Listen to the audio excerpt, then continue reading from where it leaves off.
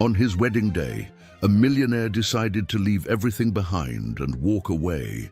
Years later, on a cold street, he encounters begging twins identical to him. What he discovers next will leave you speechless. Stay tuned to uncover the truth, and don't forget to subscribe to our channel.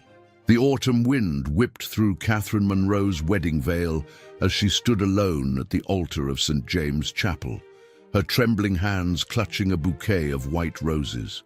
The whispers of 300 guests filled the air like angry wasps, growing louder with each passing minute that John Andrews failed to appear. Her heart pounded against her ribs as she fought back tears, refusing to let her makeup run in front of Chicago's elite society. "He's just running late," her mother whispered, squeezing her arm.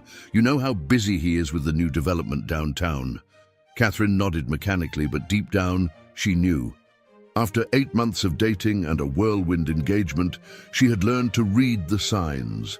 John's real estate empire always came first. The missed dinners, the cancelled weekends, the constant phone calls. She had accepted it all, believing their love would be enough. Now, standing in her $1,000 dress, with twins growing inside her, she felt foolish for ever thinking she could compete with his ambition. The heavy chapel doors creaked open, and Catherine's heart leaped. But instead of John, his assistant Michael hurried down the aisle, his face flushed with embarrassment. He reached Catherine and leaned in close, speaking in a hushed tone that couldn't quite mask his words from the front rows. "There's been an accident at the Grand Plaza site. A support beam collapsed during the final inspection. Mr. Andrews had to go immediately. He sends his deepest apologies and wants to reschedule." The bouquet slipped from Catherine's numb fingers, white petals scattering across the marble floor. The whispers erupted into a dull roar as she stumbled backward, her mother's arms catching her before she could fall. The room spun as the reality of the situation crashed over her like a wave. That evening, Catherine sat alone in her apartment, still wearing her wedding dress. Her phone buzzed constantly with messages from John, all variations of the same theme. "I'm sorry, we'll do it next month." The investors were threatening to pull out. She finally turned it off, unable to bear another excuse. Her hand drifted to her stomach, where their children grew, blissfully unaware of how their world had already changed. She had planned to tell John about the twins after the ceremony, a wedding gift that would make their joy complete. Now, as she stared at the ultrasound picture on her nightstand, she realized she needed to make a choice. 3 days later, Catherine loaded the last box into her car. Detroit wasn't her first choice for a fresh start, but her Aunt Mary had offered her a place to stay and help with the babies when they came. The city was struggling, but so was she. Maybe they could heal together. As she drove past John's office tower, its glass facade gleaming in the morning sun, she saw him through the window of his corner office. He was gesturing animatedly during what appeared to be another important meeting, his world spinning on as if nothing had changed. Catherine pressed her hand to her belly, feeling a flutter of movement. "It's just us now, little ones," she whispered, turning onto the highway that would take her away from Chicago and the life she had planned. "But we'll be okay. We have to be." Months passed, and Catherine found herself adapting to life in Detroit. Her aunt's neighborhood had seen better days, with abandoned factories looming on the horizon and boarded-up houses dotting the streets. But there was a resilience in the community that spoke to her soul. The neighbors looked out for each other, sharing what little they had. She gave birth to twin boys on a snowy December morning. Ethan came first, announcing his arrival with strong, angry cries that echoed through the delivery room. Liam followed 7 minutes later, quieter but equally determined. As Catherine held them both, studying their identical faces, she saw traces of John in their features. But she also saw something else, a strength she hadn't known she possessed until that moment. Working 2 jobs while raising twins wasn't easy, but Catherine refused to contact John for help. Her pride, once wounded, had hardened into resolve. She took night shifts at a diner and did data entry work during the day while her aunt watched the boys. The apartment they rented was small and drafty, but Catherine filled it with love and laughter. Years passed, and the twins grew into curious, energetic 5-year-olds. They were inseparable, sharing a special bond that fascinated everyone who knew them. Ethan was the protector, always watching out for his quieter brother. Liam was the dreamer, finding beauty in the most unexpected places. One evening, as Catherine walked home from her shift at the diner, she noticed something wrong with their apartment building. The smell of smoke hung in the air, and the ancient electrical system was making strange noises. She had complained to the management company multiple times, but they always dismissed her concerns. As she climbed the stairs to their third-floor apartment, Catherine couldn't shake the feeling that something was about to change. She had no way of knowing that the building's owner, a subsidiary of Andrew's real estate holdings, had been cutting corners on maintenance for years. She couldn't have known that the decisions made in corporate boardrooms far away would soon collide with her carefully constructed world. Catherine reached her door and paused, her key hovering near the lock. The smell of smoke was stronger now, and she could hear a faint crackling sound coming from inside the walls. Her heart began to race as she realized what was happening. She flung open the door, calling out for her boys. The fire spread through the old building with terrifying speed, feeding on decades of dried wood and faulty wiring. Catherine rushed inside, her heart pounding against her ribs as thick smoke filled the hallway.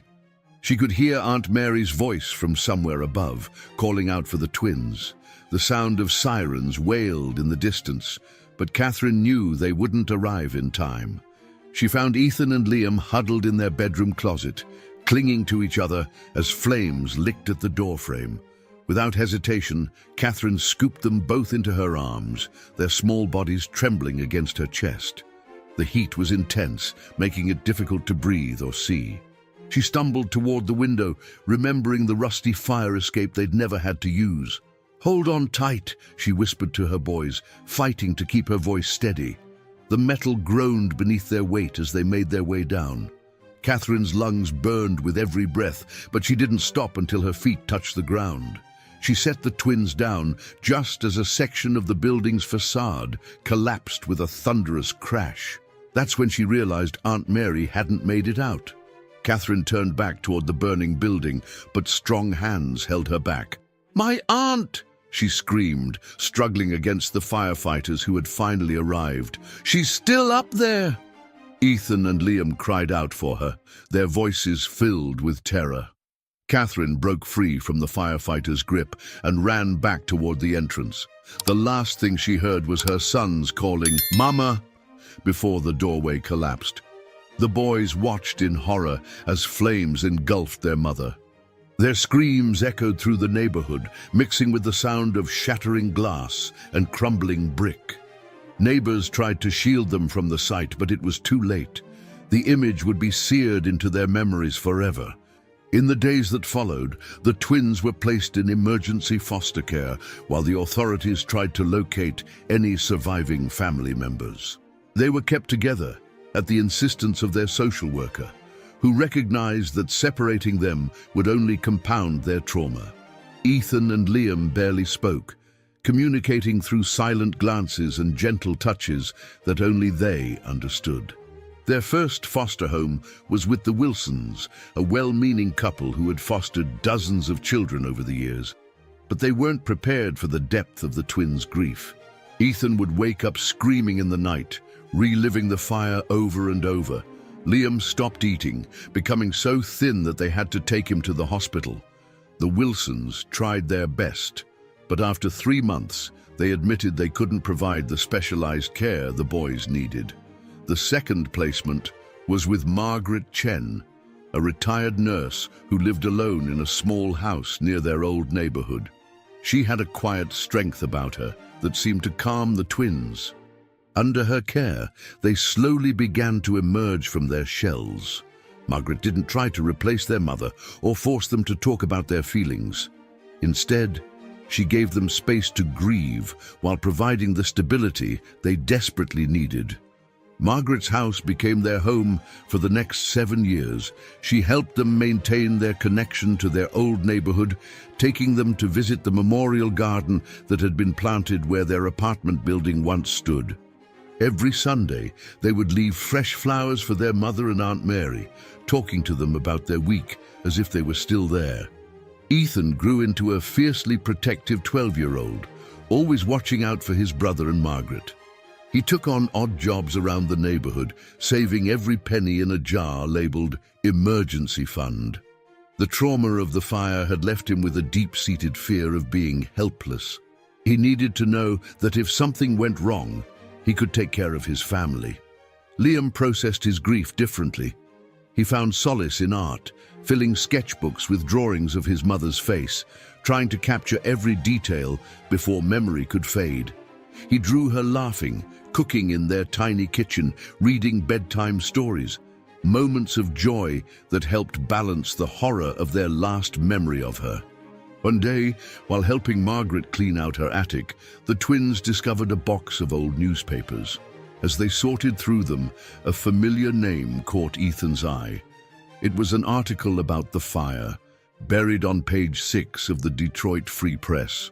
The building, it revealed, had been owned by a subsidiary of Andrews Real Estate Holdings. The company had been cited multiple times for safety violations, but had only paid minimal fines. Ethan read the article over and over, his hands shaking with rage. For the first time, he had a target for his anger, something concrete to blame besides fate or bad luck. He showed the article to Liam, who went pale as he read it. "Mom never told us our last name was Andrews," Liam whispered, pointing to their birth certificates that Margaret kept in a locked drawer. "Do you think?" Ethan's face hardened. "It doesn't matter. He wasn't there for us then, and we don't need him now." But life had other plans. That same week, a development company began buying up properties in their neighborhood. Signs appeared on vacant lots announcing the construction of new luxury apartments. Margaret received a letter offering to buy her house for twice its market value. The twins overheard her talking on the phone with a neighbor. "They say it's part of some big revitalization project. The whole area's being redeveloped by Andrews Real Estate Holdings." Ethan and Liam exchanged glances. Their father was coming to Detroit. The news spread through the neighborhood like wildfire. Some residents were excited about the prospect of development, hoping it would bring jobs and improvements to the area. Others, like Margaret, worried about being priced out of their homes. The twins watched as surveyors and architects began appearing on their street, taking measurements and photographs. One afternoon, while playing basketball in the abandoned lot they'd claimed as their court, the twins noticed a sleek black car pull up across the street. A man in an expensive suit stepped out, his salt and pepper hair perfectly styled. He stood watching them for several minutes, an unreadable expression on his face. Ethan felt his brother tense beside him. They both knew, somehow, that this was John Andrews, their father, the man whose company's negligence had killed their mother. The basketball slipped from Liam's hands, bouncing away forgotten as the man began walking toward them. Ethan stepped in front of his brother, his stance protective, just as Catherine had taught him. His heart pounded in his chest, years of anger and abandonment rising to the surface. John Andrews stopped a few feet away, his confident demeanor faltering as he took in the sight of his sons. The resemblance was undeniable. They had his eyes, his jaw, the same cleft in their chins. He opened his mouth to speak, but no words came out. "We know who you are," Ethan said, his voice cold, "and we know what your company did." The color drained from John's face as the full weight of his past decisions crashed down upon him. He reached out instinctively, taking a step forward, but Ethan grabbed Liam's arm and pulled him away. "Stay away from us," Ethan warned, his voice breaking slightly despite his attempt to sound strong. "We've managed just fine without you for 12 years. We don't need you now." The twins turned and ran, leaving John Andrews standing alone in the empty lot. They didn't stop until they reached Margaret's house, slamming the door behind them and sliding down to sit on the floor, their hearts racing. "He's going to try to talk to us again," Liam said quietly, still catching his breath. What are we going to do? Ethan stared at the emergency fund jar on the kitchen counter, his expression grim. We're not going to let him destroy our home again. Whatever it takes, we'll fight him. That night, as the twins lay in their beds, they could hear Margaret on the phone in the kitchen. From the sound of her voice, she was talking to someone important. Words like custody and parental rights drifted up the stairs, making their stomachs churn with anxiety. Their world, already broken and carefully pieced back together, was about to shatter once more. But this time, they weren't helpless children. This time, they would protect what remained of their family, no matter the cost. Margaret's kitchen had never felt so small as it did that morning, with John Andrews sitting at her worn oak table, his expensive suit out of place among the cheerful sunflower curtains and well-used appliances. The twins sat across from him, their faces set in identical masks of distrust. Margaret stood by the stove, methodically stirring a pot of coffee that no one would drink. "I understand you're angry," John began, his voice carrying the practiced smoothness of a man used to difficult negotiations. "You have every right to be. But I want to make things right." Ethan's laugh was sharp and bitter. "Make things right. Our mother is dead because your company couldn't be bothered to fix a faulty electrical system. How exactly do you plan to make that right?" John flinched at the mention of Catherine, his composed facade cracking slightly. He reached into his briefcase and pulled out a thick folder. "I've set up trust funds for both of you, the best education, anything you need, and I'm halting the development project in this neighborhood. No one will have to move." "We don't want your money," Ethan spat, but Liam placed a hand on his brother's arm, speaking for the first time since their father had arrived. "Why did you leave Mom at the altar?" Liam's voice was quiet but steady. "She never told us about you, never said a bad word, but we found old newspapers, did research. You just disappeared." The question seemed to hit John harder than any of Ethan's accusations. He stared down at his hands, expensive watch glinting under the fluorescent kitchen lights. "I was young, ambitious, thought nothing could be more important than success. The day of the wedding, there was a crisis at one of my building sites. I convinced myself it would only take an hour that Catherine would understand." He looked up, meeting Liam's eyes. "By the time I realized what I'd done, she was gone. I tried to find her, but she'd changed her number, moved away. I told myself she was better off without me. I buried myself in work, built my empire, and now I know that decision cost me everything that really mattered."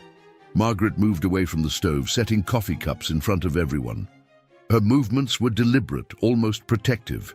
She had raised these boys for 7 years, watched them rebuild their lives from the ashes of tragedy. And now, what do you really want from them? John's answer was interrupted by the arrival of Michael, his assistant from all those years ago, now a senior executive in his company. Michael's face was pale as he handed John a tablet. "Sir, you need to see this immediately." The twins watched as their father's expression changed from confusion to horror. He looked up at them, then back at the tablet. "This isn't possible," he muttered. "The inspection reports were all cleared. The permits were in order." "What's wrong?" Margaret asked, her hand instinctively moving to rest on Ethan's shoulder. John turned the tablet around. On the screen was a news article detailing a federal investigation into Andrews' real estate holdings. Allegations of falsified safety reports, bribes to building inspectors, and years of negligent practices had surfaced. The article specifically mentioned the Detroit apartment fire that had killed Catherine Monroe and her sister. "I didn't know," John whispered, his voice cracking. "I delegated everything to trusted managers. I never thought they would."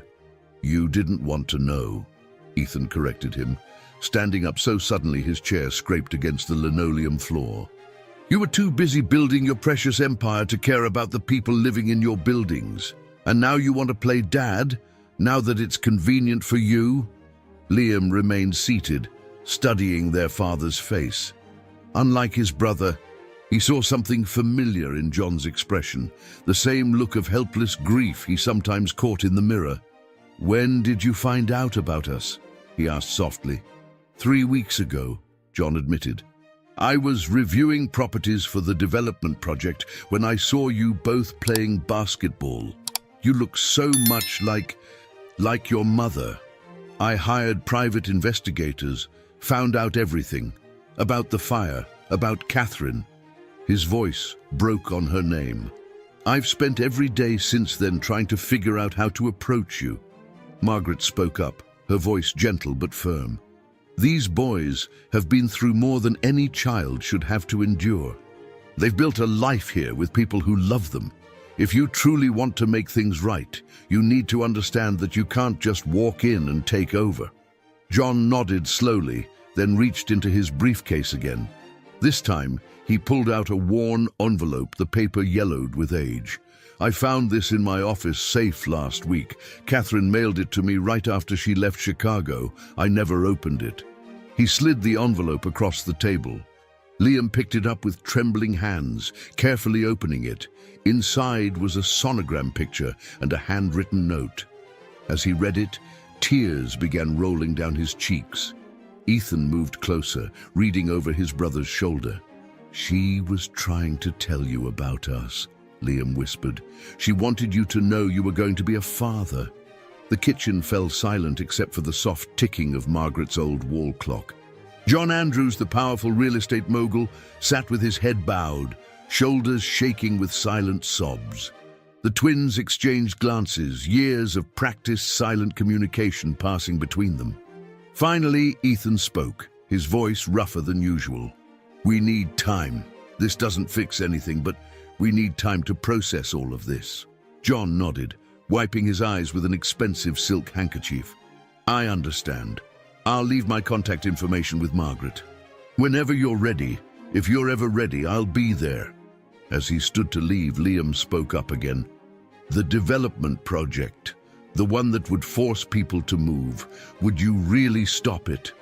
"In a heartbeat," John replied without hesitation. "I've already instructed my lawyers to begin the process. This neighborhood, these people, they're your family. I won't destroy that." After John left, the twins sat in silence while Margaret busied herself making breakfast no one would eat. The envelope lay open on the table between them, their mother's handwriting a ghost from the past, reaching out to connect them to a future they'd never imagined. That evening, as they sat on Margaret's porch watching the sunset, Liam pulled out his sketchbook. Instead of drawing their mother's face as he usually did, he began sketching the scene from that morning. John Andrews sitting at their kitchen table, looking lost and broken, nothing like the powerful businessman they'd expected to hate. "Do you think Mom would want us to give him a chance?" Liam asked, his pencil moving softly across the paper. Ethan was quiet for a long moment, watching the neighborhood kids playing street hockey in the fading light. "Mom never said anything bad about him.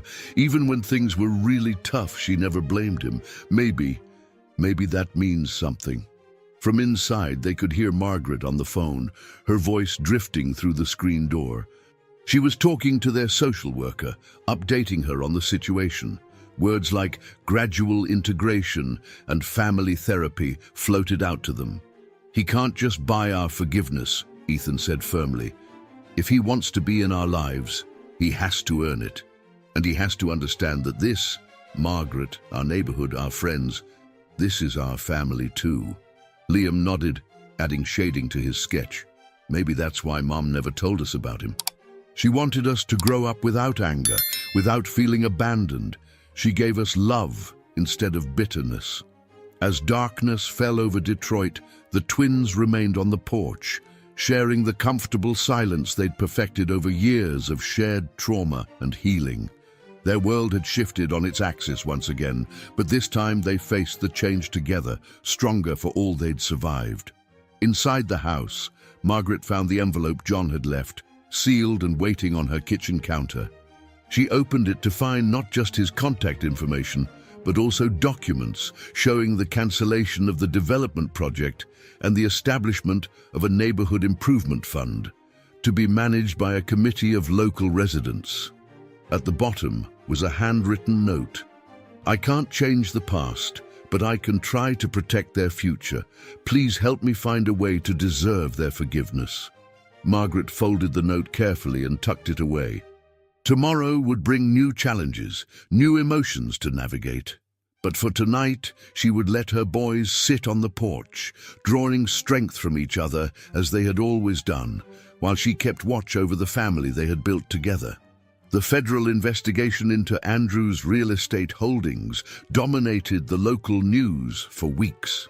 Each day brought new revelations of corruption and negligence, with former employees coming forward to tell their stories. The twins watched from Margaret's living room as their father's empire began to crumble, his name dragged through the mud in every newspaper and TV report. Ethan found a bitter satisfaction in watching John Andrews face the consequences of his actions. But Liam noticed the toll it was taking on their father.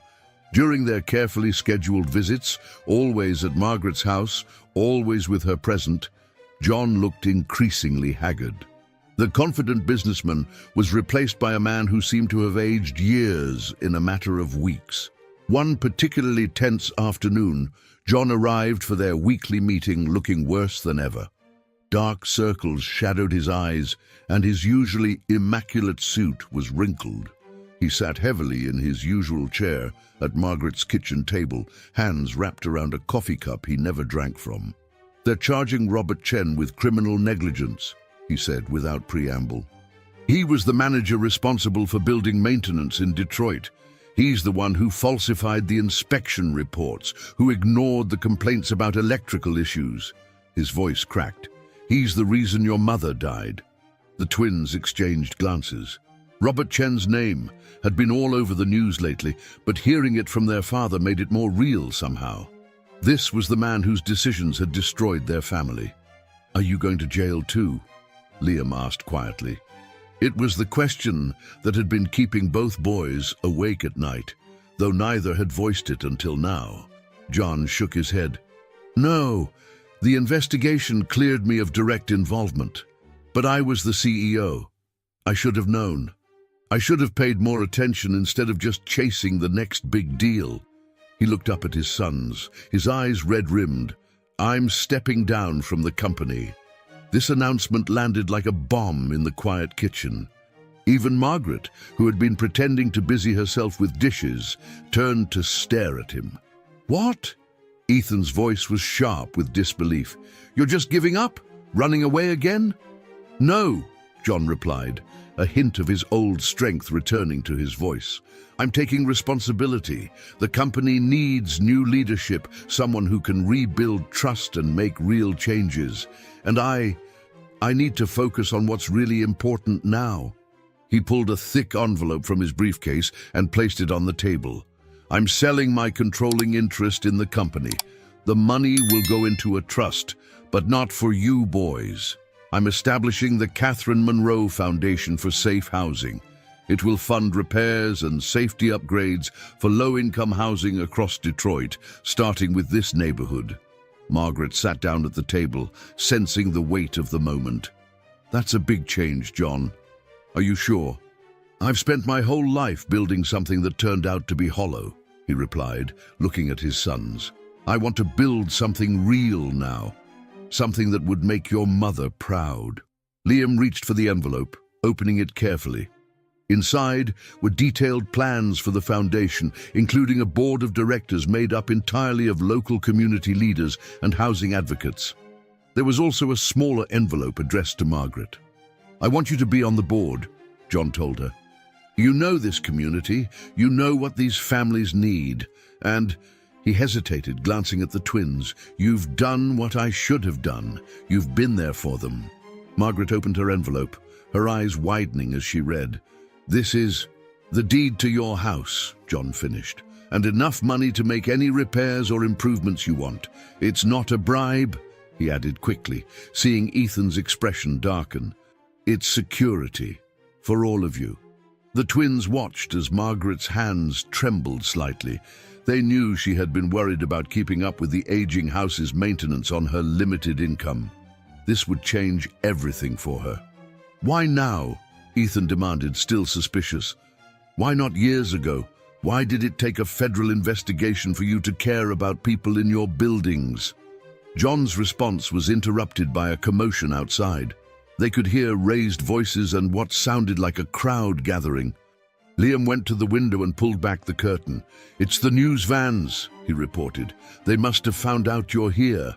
Sure enough, reporters were setting up cameras on Margaret's lawn, microphones ready to capture any statement from the disgraced CEO. The sight seemed to age John even further.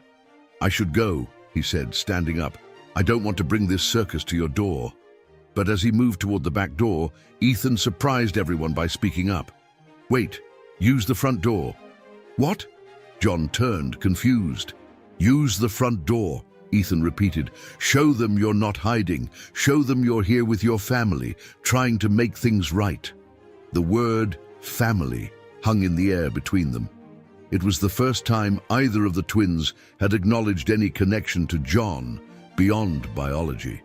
Liam moved to stand beside his brother. "We'll go with you. Not for the cameras, but to show we're giving you a chance." John's eyes filled with tears. "You don't have to do that. After everything, Mom would want us to," Liam said softly. "She never taught us to hate. Even when things were really bad, she taught us to look for the good in people." Margaret watched as her boys, all three of them looking so alike in that moment, faced each other across her kitchen.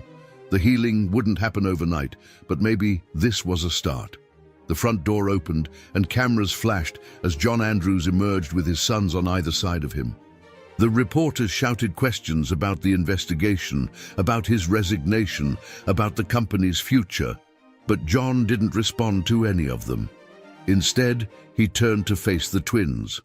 "Thank you," he said, loud enough for everyone to hear, "for giving me the chance to be your father."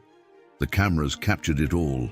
The tentative smiles from the twins, the tears in John's eyes, the way Ethan's hand briefly touched his father's shoulder. It wasn't forgiveness, not yet, but it was a beginning. That evening, after John had left and the reporters had finally given up, the twins sat with Margaret on her porch swing. The same swing where they had spent countless hours grieving their mother, adjusting to their new life, healing from their trauma. "Do you think we're doing the right thing?" Ethan asked, his voice uncharacteristically uncertain. Margaret wrapped an arm around each boy's shoulders. "I think you're doing what feels right to you, and that's what matters. Your mother raised you to be compassionate, even in the face of pain. That's not weakness, it's incredible strength." Liam pulled out his sketchbook, turning to a fresh page. But instead of drawing their mother's face, as he usually did, he began sketching three figures standing together on a porch, facing a crowd of cameras. In his drawing, they looked like what they were: a broken family taking the first tentative steps toward becoming whole. As night fell over Detroit, the twins thought about the changes coming to their neighborhood. The Catherine Monroe Foundation would help families like theirs, prevent tragedies like the one that had taken their mother. It wouldn't bring her back, but maybe it would give her death meaning. In his Chicago penthouse, John Andrews sat alone in his home office, surrounded by the trappings of his former life. On his desk sat a framed copy of the sonogram Catherine had sent him all those years ago, the one he had been too busy to open. Next to it was a new photo, taken by one of the reporters that afternoon. John standing with his sons on Margaret's porch, 3 generations of Andrews men finally facing the world together. He picked up his phone and dialed a number he had memorized but never used. After 3 rings, Margaret answered. "They're already asleep," she said, anticipating his question. "But they asked when you're coming back." John's voice caught in his throat. "Really? Really? They're giving you a chance, John. Don't waste it." "I won't," he promised. "Not this time." 1 year later, the Catherine Monroe Community Center rose from the abandoned lot where the twins had first encountered their father. The 3-story building gleamed in the morning sun, its modern design softened by community gardens and a playground that neighborhood children had helped design. The center would provide affordable housing for families in need, along with daycare facilities, job training programs, and a medical clinic. On dedication day, Ethan and Liam stood with their father near the podium, all three wearing suits that Margaret had helped them pick out. The crowd that gathered included faces familiar and new, neighbors who had watched the twins grow up, community leaders who had helped shape the foundation's mission, and families who would soon call the center home. John stepped up to the microphone, his hands steady, but his voice thick with emotion. 13 years ago, I made a choice that cost me everything that truly mattered. I chose ambition over love, profit over people, and in doing so, I lost the chance to watch my sons grow up. I lost the chance to build a life with Catherine Monroe, one of the strongest, most compassionate people I've ever known. He paused, looking at the twins. Over the past year, their relationship had grown slowly, carefully, like a garden tended by patient hands. There had been setbacks, moments when old anger flared, when trust wavered, when the weight of their loss felt too heavy to bear. But they had persevered, guided by Margaret's wisdom and the memory of Catherine's forgiving heart. This center bears Catherine's name, John continued, not just because she deserves to be remembered, but because she embodied everything this place stands for: resilience, community, and the unwavering belief that everyone deserves a safe place to call home. Liam squeezed his brother's hand as their father spoke. The past year had changed them all. Ethan's anger had softened into a determined drive to help others, leading him to start a youth mentoring program at the center. Liam's art now filled the center's walls. Portraits of community members, scenes of neighborhood life, and one special mural in the entrance hall that showed their mother's face, smiling down at everyone who entered. Margaret sat in the front row, her eyes glistening with tears. The house John had deeded to her now served as a temporary home for families transitioning into the center's housing program. She had found her calling as a member of the foundation's board, her practical wisdom and deep understanding of the community helping to shape every decision. After the ceremony, as people mingled and explored the new facility, the twins led their father to a quiet corner of the community garden.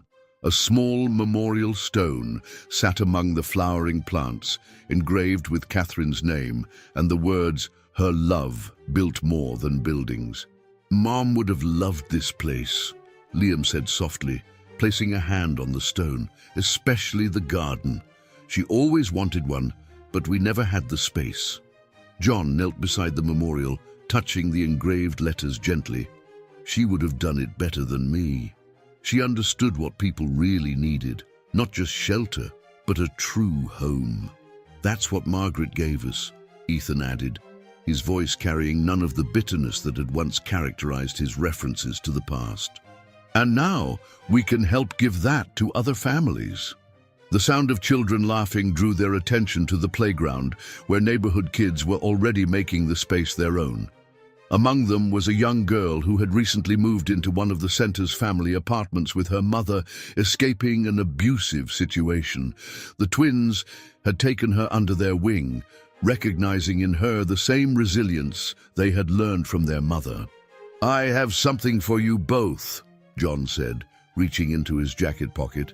He pulled out 2 envelopes, worn and creased as if they had been carried for a long time. "I found these in a box of your mother's things that the fire department salvaged. They were too damaged to read back then, but I had them restored." The twins opened the envelopes carefully. Inside each was a letter, written in Catherine's familiar handwriting, dated just days before the fire. As they read, tears began falling freely down their faces. "My dearest boys," Catherine had written, "I want you to know that every choice I've made, every struggle I've faced, has been worth it to see you grow into the amazing young men you are becoming. Life hasn't been easy, but you've shown me every day that love is stronger than hardship, that family is more than blood, that home is wherever we make it together." The letters went on, filled with the kind of wisdom and love that only a mother could provide. She wrote about forgiveness, about the importance of keeping their hearts open even when life tried to harden them. And she wrote about their father. I never told you about him because I wanted you to form your own opinions, make your own choices. If you ever meet him, remember that people can change, that it's never too late to rebuild what's broken. Most importantly, remember that you are strong enough to face whatever life brings because you have each other. The three men stood in silence after reading the letters, each lost in their own thoughts. Finally, Ethan spoke, his voice rough with emotion. She knew, didn't she? She knew something might happen to her. John nodded slowly. The building inspector's report showed she had filed multiple complaints about the electrical system. She was trying to protect everyone in that building right up until the end. That's why we have to keep going, Liam said, carefully folding his letter and placing it back in its envelope. The foundation, the center, everything we're doing. It's not just about making up for the past, it's about continuing what she started. A small commotion near the center's entrance caught their attention. Robert Chen, the former manager whose negligence had contributed to the fire, was being led away in handcuffs. He had violated his bail conditions by trying to approach the ceremony, but as the police car pulled away, none of the Andrews men felt the satisfaction they might have expected. Instead, they felt a quiet resolve to focus on healing rather than revenge. That evening, after the crowds had gone home and the sun was setting over Detroit, the family gathered at Margaret's house for dinner, a tradition they had established over the past year. The table was crowded now, with John and occasionally his sister Clara joining the regular group. The conversation flowed easily, punctuated by laughter and the comfortable silences of people who had learned to be family. After dinner, they sat on Margaret's porch, watching fireflies dance in the growing darkness. John had sold his Chicago penthouse months ago, moving into a modest house just a few blocks away. The twins split their time between Margaret's and their father's, gradually building new memories to stand alongside the old. "I've been thinking," Ethan said suddenly, breaking the peaceful silence, "about what Mom wrote in her letters, about keeping our hearts open." Everyone turned to listen, knowing that when Ethan opened up like this, it was important. For so long, I thought being strong meant holding on to anger, never letting anyone close enough to hurt us again. But Mom was right. Real strength is being brave enough to love, to forgive, to build something new, even when you're scared it might all fall apart again. John reached out hesitantly, placing a hand on his son's shoulder. This time, Ethan didn't pull away. "Your mother was the strongest person I've ever known," John said softly, "and she gave that strength to both of you. I see it every day in the way you care for others, the way you fight for what's right, the way you've given me a chance I probably don't deserve." Liam pulled out his sketchbook, a new one given to him by his father for his birthday. The page he turned to showed a drawing of their mother based on an old photograph John had found. In it, Catherine was laughing, her eyes bright with joy and possibility. "I used to draw her because I was afraid of forgetting," Liam explained, showing the sketch to everyone. "But now I draw her to remember what she taught us. That love is never wasted, that family can be rebuilt, that home is something we create together." Margaret smiled, watching her expanded family with quiet pride. The boys she had raised were becoming young men their mother would have been proud of. John was learning to be the father they deserved, and somewhere, she believed, Catherine was watching over them all, her love continuing to build and heal and grow. As night settled over Detroit, the lights of the Catherine Monroe Community Center glowed softly in the distance, a beacon of hope for families seeking a fresh start. Inside its walls, dreams were already taking root. Children doing homework in the study center, parents attending job training classes, families finding their way forward together. The center stood as a testament to Catherine's legacy, but also to the power of second chances, to the possibility of redemption, to the truth that it's never too late to choose love over fear, community over isolation, hope over bitterness. In the end, that was what Catherine had always believed in, not just surviving but building something beautiful from whatever life gave you. The twins looked at each other, then at their father and Margaret, their chosen family now complete in ways they never could have imagined. They had all been broken, lost, searching for something they couldn't name. But here, on this porch, in this moment, they were home. And somewhere they knew their mother was smiling.